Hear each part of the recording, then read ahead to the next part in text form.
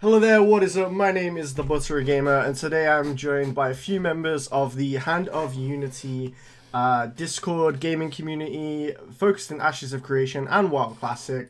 And today we're going to be talking about Ashes of Creation and the node system. Today I'm joined by Neris. Neris, could you introduce yourself, who you are and what your role is within the Hand of Unity? Why and how long have you been interested in Ashes of Creation? What tier of package that have you got for Ashes? And what is it that first attracted you to Ashes of Creation?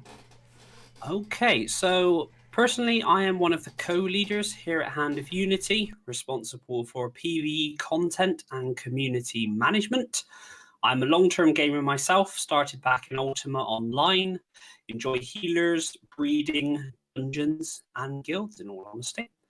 I've been interested in Ashes of Creation ever since the Kickstarter began, several years ago now, what feels like several years. And since then, I would say, dabbled initially with interest in the project. And as we've gotten further along in development and I've seen what Intrepid have produced, I've become more and more interested in it, more and more invested. And here we are today. In terms of package, I currently have the Braver of Worlds Kickstarter package, and which I believe gives me, off the top of my head, all for one access to the game as well as a lifetime subscription. The thing that really, I would say, attracted me to Ashes of Creation would be Stephen himself. He was somebody that I played Arcade with fairly extensively during the alpha phases, and really felt the guy was passionate about gaming and had no idea at the time that he was a multi-millionaire and would go on to make such an ambitious project. Besides that, also very interested in the node system, healing, and also the breeding systems within the game. Next up, Galef, could you introduce yourself? Yeah, sure. My name is Galet. I'm a member of Hands of Unity, just a pleb member, no special responsibilities yet. I've been interested in the game ever since I heard of its existence back in the ancient year of 2016, so quite a while now. I got the Braver of World package, and to be honest, I wasn't looking for something specific game feature related when I was looking for a new MMORPG. It was basically that me and a friend were looking for something new after burning out on yet another failed Asian MMORPG. So we were looking for something made in the West, and we found like a link to the unofficial Ashes Discord on like a niche forum back when it was owned by Dead Proxy. And there we came into contact with Stephen, who was really, really active on the Discord. So there was a lot of personal talk between us and Stephen. And later on, yeah, just like Nero said, we found out he was a millionaire and he wanted to pour his heart and his money into a new MMORPG. And basically, it's all connected, like the things we were looking for and the thing that Steven wanted. So we decided to back the project. And sadly, my friend isn't here anymore. But, well, he's not dead, but he gave up on MMORPGs after Bless Online. So I It's just, rough. yeah, it's a rough world, especially for the MMORPG genre, especially for all the failed Asian MMORPGs.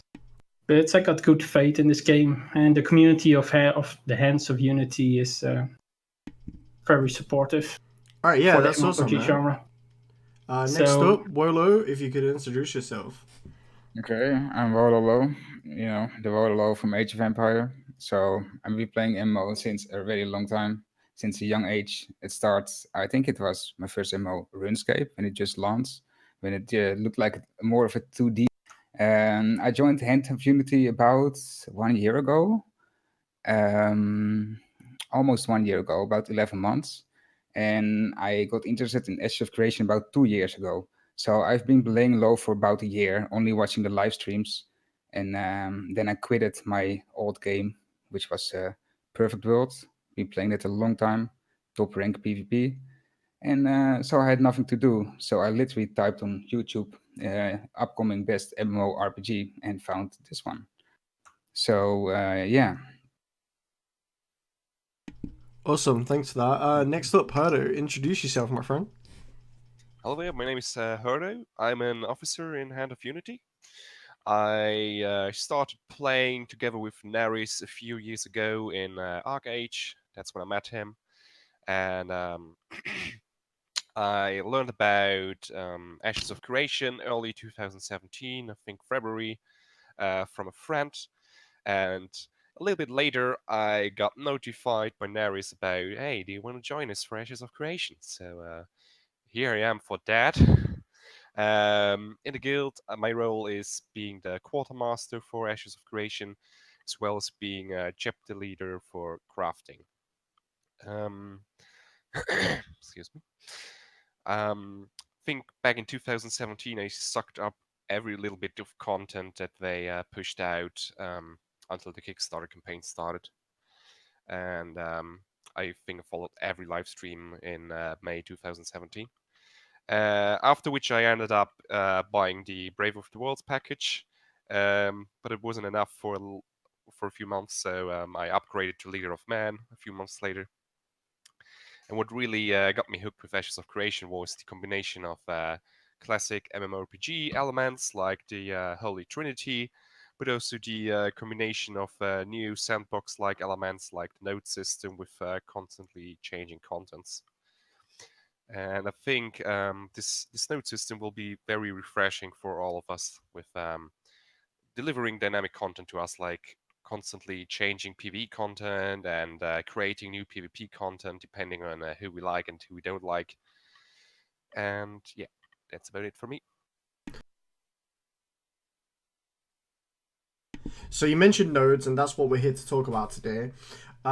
So without focusing on the specifics of the nodes, let's talk about the idea of nodes.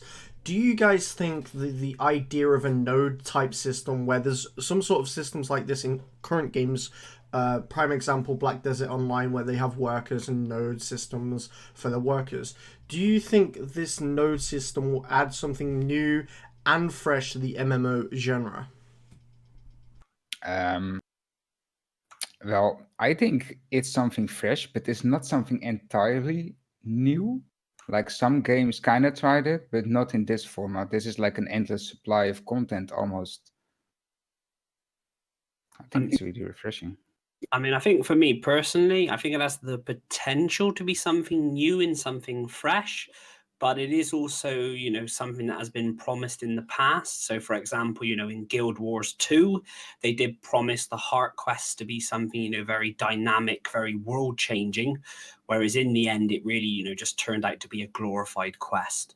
But I do believe that Steven's putting a lot of faith and a lot of time into the actual nodes themselves. So I think it will keep things interesting, which will be great. I like how it makes old zones not useless anymore after a period of time. Like most games struggle with new content, like World of Warcraft, for example, has to release expansions with new zones to keep people interested. But the node system is a system that Intrepid can easily add content to without having to create a whole new world to keep people interested. Which is good, because I dislike MMORPGs with dead zones, because it just breaks the immersion for me. Yeah. But I think what you said with Black Desert and the nodes, I think it's a little bit different. I think the nodes in Ashes of Creation will be more like the castles you could build in Black Desert, where you, PvP wise, so you attack and defend your castle. Yeah, I think it will be nice, because I've noticed personally a recent trend in MMOs where, although you form guilds and communities, you guys only tend to meet up for, say, certain events or to do raids or to do dungeons and things like that. Whereas in Ashes, I think it's going to be really nice to have, a focal point for the guild where you can all, work towards something and you have like a unified goal, which I think is really going to really promote that social aspect of things, which is great. Yeah, and I think the one thing that you mentioned before about Guild Wars 2 as well is that the way this system kind of makes good use of space as well.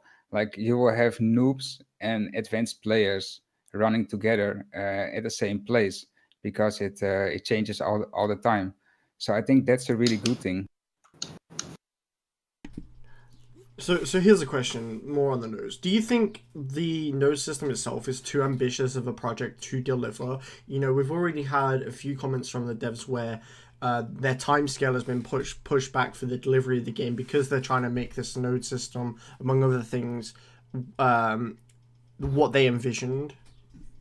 No, it's not too ambitious. They might not release it in the scale they've set it be at launch, but it's a system where they can easily add more content to over time. So it'll get to the point where will be like they promised. I Like, personally, sorry, Galef, after you. Oh, no, I just want to say it's just basically a glorified settler builder. So they can add content easily over time. I don't have any reasons to doubt their ability to pull it off. I do believe, like Galef said, they will deliver, but I must admit I'm a little bit hesitant when it comes to the sheer number of variables that they're trying to attempt. So, randomized layouts, race-specific architecture, and things like that. So, I do worry, given the issue that kind of that procedural generation creates in games like Minecraft, for example. I do think that's going to be a big issue for them in terms of tackling any bugs and ensuring that those layouts are constantly generated, because there's a lot of different variables and a lot of assets to create. Yeah, you have a lot of different variables, as you mentioned, the race, the node level, the node type, and then the location, because obviously a node on an island can't look the same as a node on a mountainside.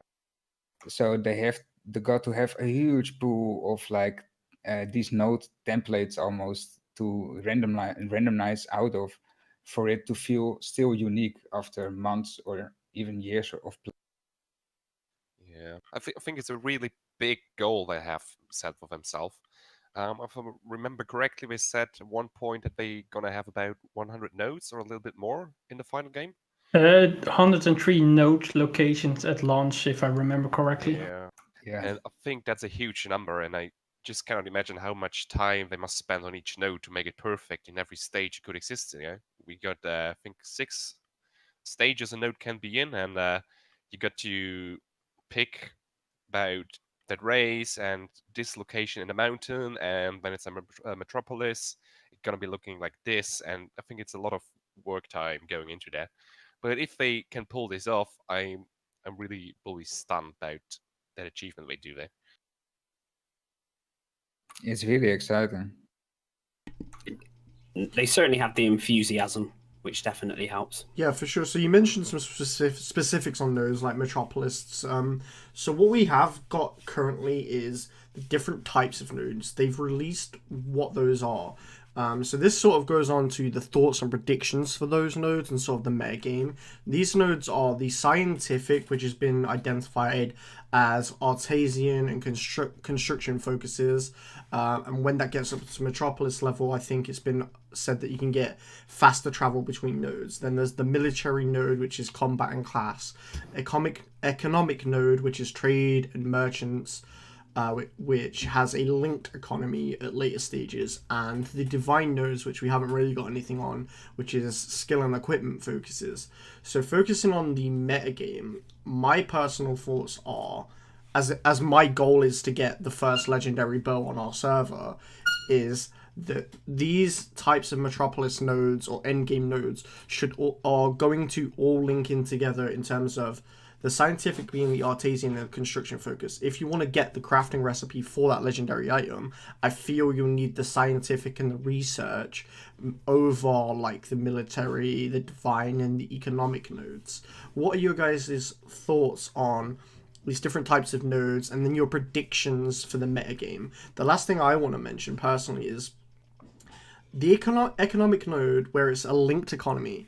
It's a bit different in terms of you have to have two, I think it's two metropolises linked, and they have a linked economy, where if you look in other games like World of Warcraft, they just have a server-wide linked auction house. In Ashes of Creation, they are putting it forward that you need to have two high-level nodes to have this linked economy.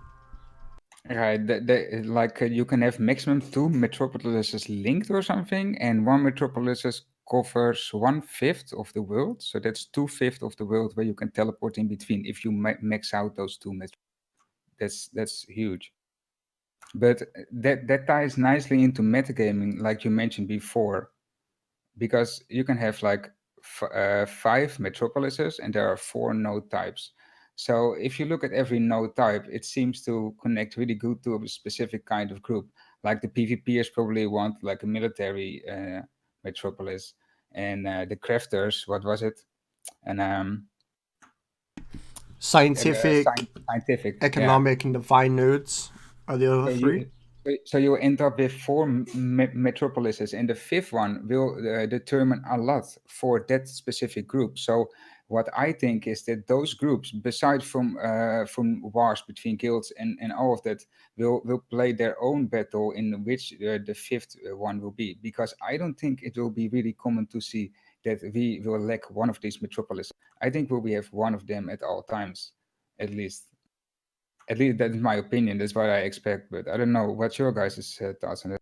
Well, I think you're right, except you will have people who don't like that node being a metropolis and going to constantly attack it whenever they can.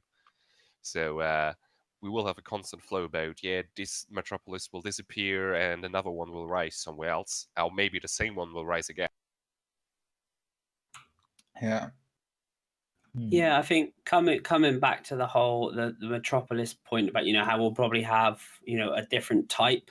I should imagine that it will probably end up that way, but initially, I reckon there could be a couple of duplicates, and I think that will probably spur some PvP and spur some change in the server itself, which I suppose isn't such a bad thing. I'm definitely more interested to see whether it is, an absolute necessity to, say have a scientific node, a military node, an economic and a divine node, all at Metropolis level, in order to really, kind of, I would say, progress your gear and progress in the game, or whether it's kind of, a nice optional extra on top.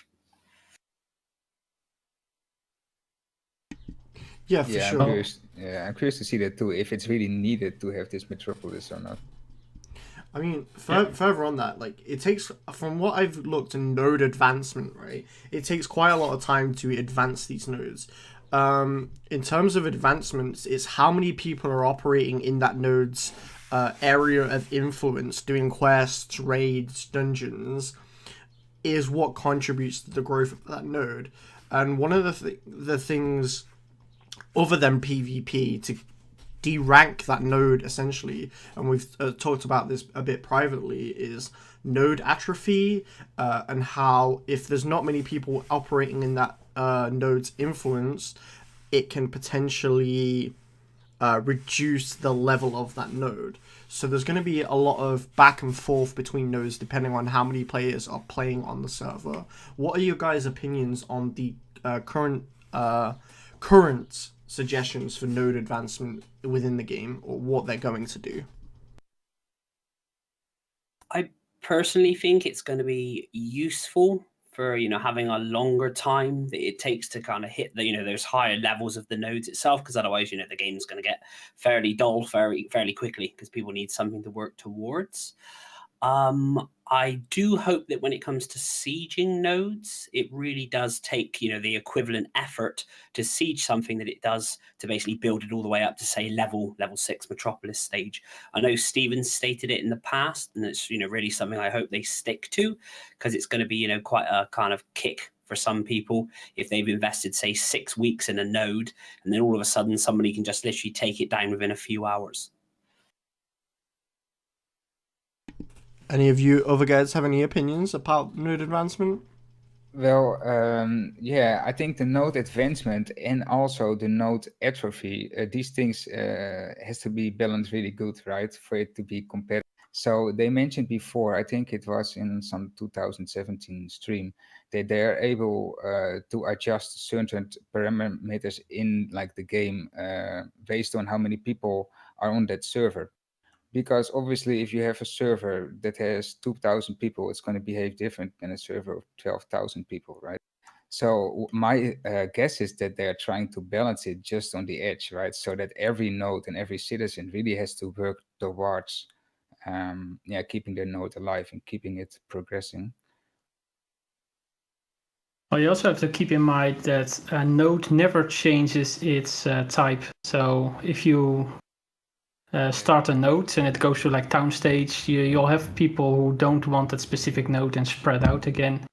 I think in the early stages, it's going to be a pain to level a node because people don't really know what kind of node they want. And it's not like a level 3 scientific node can become economic node. It will always remain that type of node. So it will be really diverse. For example, if you have let's say a Metropolis Divine node, and really close to that is a Metropolis or a Divine camp, then probably not many people are willing to like invest time in leveling that camp. I mean, we'll have to see how that turns out, but there's a lot of variation in it. Yeah, and No, go ahead, Neris. I was just going to say, I do see a lot of potential for kind of servers and, kind of guild owners and leaders getting together and discussing kind of plans and, how they should develop particular areas or develop particular nodes. And I think it really does add that political dimension that, games like EVE Online have always had, but we haven't been so fortunate to have in most fantasy MMOs, apart from Arcade and a bit of Black Desert. Yeah, there are so many possibilities. Like you mentioned, people discussing strategies to level a certain node. Because if one node gets sieged, then it's a race for the other node to level up, right? Before they get enslaved by someone that levels. I mean, this comes down to and I haven't been able to find this, and it comes down to how do the quests, the raids, the dungeons, everything in that zone of influence of the area determine the specific type of node that it was going to be. Do you guys have any information on that? Is there anything about that? Well, the node type itself is static, but I think what's slightly overrated is the content that it produces. Because they said like, okay, a boss in a dungeon or a raid boss can have different attacks, and if at a different state, it might add like a fiery attack instead of a sweep attack. But in the end, you can only make so much variations with this, because the more you divide this content, the less content it becomes to play as well. But it's interesting how that turns out. If it will be like, okay, if you have, let's say, a militaristic node, you can always get this certain boss, or does the boss depend on the environment, and does it only spawns with a militaristic node, or else it's a different boss? Or there's not too much information on it. That's true. Yeah. Well, I think maybe if you level the same node up again to the same level when it de-leveled once, you might get the same boss again, but I don't know if you will get the crafting materials, for example, like the unique weapon materials, etc. But it might be the same boss, might be a different boss. But if it's a different boss every time, they have to have a big pipeline, about 10, 15 bosses, for example, for each node level. Yeah, right. And I can see, like, as you said, different drops, different locations, different attacks. I don't know what else can be different about the boss, but I think one thing they did change with the actual how they decided the node type. I think, correct me if I'm wrong, originally Stephen wanted to have it random. So, for example, the node types in the locations to a degree would be kind of randomized and different from alpha to beta. But I believe now they're sticking to a static type of node map essentially, but there is slight variation in the positioning of it. So, that is a fairly big change, which may make it a little bit easier to plan, which will be quite nice.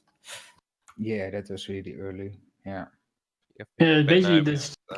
Sorry. And now it's all the same node types on the same locations across all servers. So it will be the same if you go from server A to B, but the development will be different on each server, depending on the population. So maybe in terms of like location, it could change that the Nikua city will be built more towards, I don't know, flat land, and the other type more towards trees. So the variation will be only like a few 100 meters or a few yards. That's still the same, right? Depending on which race levels and nodes, that node will get that. That's not static and predetermined, right? It's not like if elves all gather in a certain zone of influence, Nikoa settlement will spawn because it's predetermined. It will still be an elf settlement, right? Yeah, and that's really interesting that you mentioned that, by the way, because every time a node levels, that's what I know, but I'm not sure about de-leveling as well, probably, the race type changes, right? And I think it does. Yeah, and since Steven mentioned, the race type of nodes will determine quite a lot, different buildings, different services, not game breaking services, but services you want to consider. the races will swap. So not everybody can just go human and elf on the server, right? Because we will lack certain bonuses.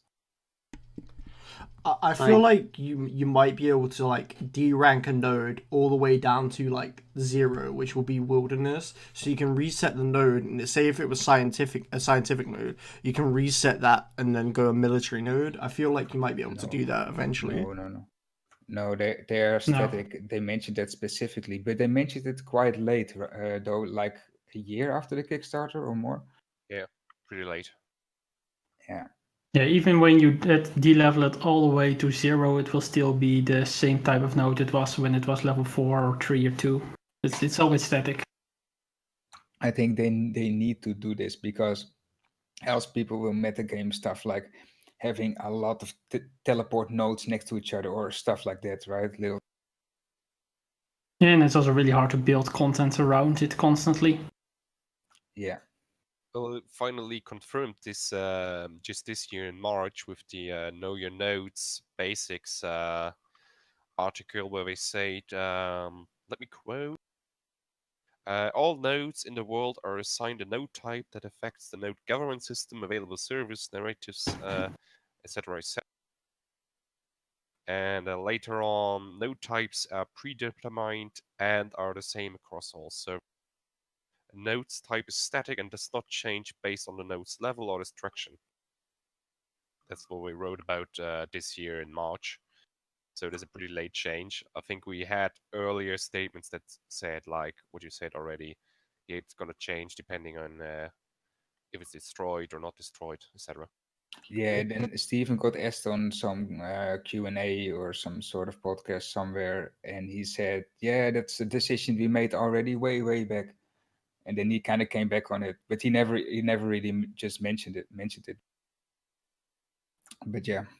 And coming back to what was mentioned about the kind of racial type for the node, I do believe that is actually determined at each kind of node level up, as far as I remember. So at level 1, Yeah. it could be a Nikua. At level 2, it could be, say, an Empyrean node, for example. Yeah, but I'm just reading this now on the node advancement as part of Wiki. It's also determined by how many players contribute to the progression of that node. For the example here, if say for example a Renkai players progressed it by 51%, then the level 2 of that node would become Renkai. But if Pyrite contributed 62% to the level 3, it would go from a level 2 Renkai to a level 3 Pyrite. And I think it's pretty interesting how the contribution of the players changes the cultural dynamics of that node. That's really interesting, yeah. Because you can get a situation where a guild has a castle and they want a specific node time nearby, and the leader can say like, okay, guys, everybody roll your orc or something and attack this, and we do. So we know for sure that we can level it after with our orcs, and yeah, just make it. I know there will be a little cooldown time, right? You can siege it with your normal main, and then just level it with your alt. Everybody with one alt, same race. It's going to be interesting to see in terms of the citizenship numbers though, and like extra people, because I know, yeah, like, you know, Wololo was saying that you hopefully will be able to say, you know, our guild's going to make this into, let's say, a Pyre node, for example. But I guess the only trouble is there may be lots of other players in the area of influence that you may not necessarily know about. So, you know, even if you plan it, it's going to be interesting to see how much of an impact they'll have on it as well. Because I know Stephen's keen for ungilded players to have as much of an influence as gilded players. So it will be interesting to see how that turns out. Yeah, what you do have to keep in mind is with the new system they announced a little bit back, the what was it called? That the child node will contribute to the parent node. The vassal system. Yeah, the vassal system, exactly. Like even the progress in the vassal nodes will continue to progress the parent node if the child node is capped. So even if you want to focus on, yeah, let's all go orcs and make an orc metropolis here, you probably won't be able to pull this off because there's just so many people in this area of influence. Yeah, right. Because they were talking about how many people on the server, minimum of 10,000 ish. Concurrently 10,000 at one point, and a max population of 40,000. Oh, yeah. And if you divide that by 103 nodes, that's a lot of people to cover with Yeah. like a guild. Yeah, it'll be interesting to see how they fine tune those numbers. And personally, I'm really interested to see the citizenship numbers at each particular level of the node, just for planning and logistics on release. Well, it's gonna be fun. It's like there are 3 massive PvP guilds that all have their own metropolis, which means there might not be an economic metropolis. So you'll have economic guilds that are forced to PvP in order to get an economic metropolis because they have to siege one. It's gonna put people out of their own playstyle, which can be a good thing. Can also scare people away. Definitely. And I know Steven's mentioned previously a mercenary type system in the game. So it'll be interesting to see how they utilize those assets as well, or if they do. I think he was talking about this social organizations, and I think mercenaries might be one of them. Eventually.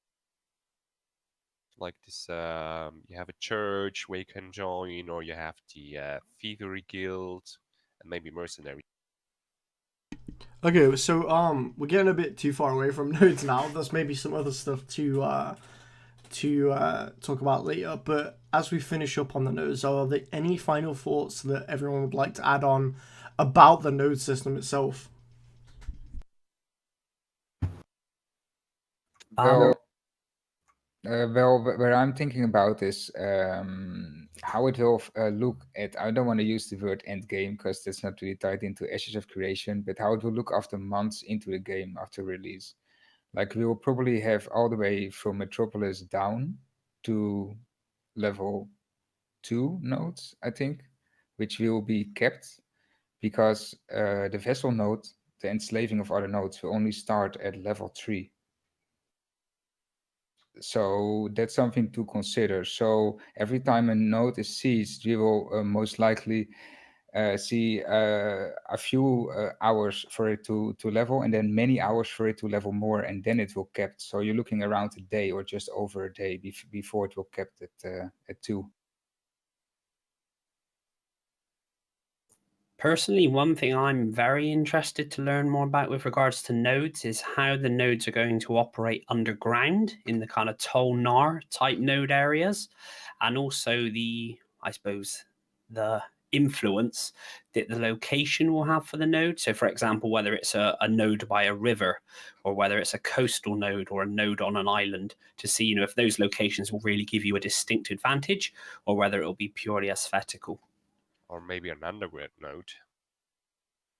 Well, they've mentioned they made the underwater life really active, just like in arcades. So it won't be that far fetched to think of an underwater node, like maybe a year after release. Could be a nice update. Yeah, definitely. I must admit the underwater elements of arcade really did make it unique, especially with the naval combat. But like Battery said, I'm going off topic. Well, underwater node is still a node. But yeah, I think it'd be good just to really, get into the testing period of All for One, to be honest, to really see these systems brought to life. I mean, I know some of us experienced Alpha Zero, but obviously they've made a lot of progress since then, I hope. Yeah, there was no progression in Alpha Zero. Just the node types were there up to the village, I think. Or even the city. Can't remember. Awesome. As we wrap up, is there anything you guys would like to say about Hand of Unity, say about Ashes of Creation? 1 minute, if you want. Let's go. Just a quick one from me. If you're thinking of playing WoW Classic or Ashes of Creation and you want a really friendly, family-orientated, semi-hardcore to hardcore community, do check us out using the links in the description. Awesome. Thank you everyone for watching, and we'll see you in the next podcast video.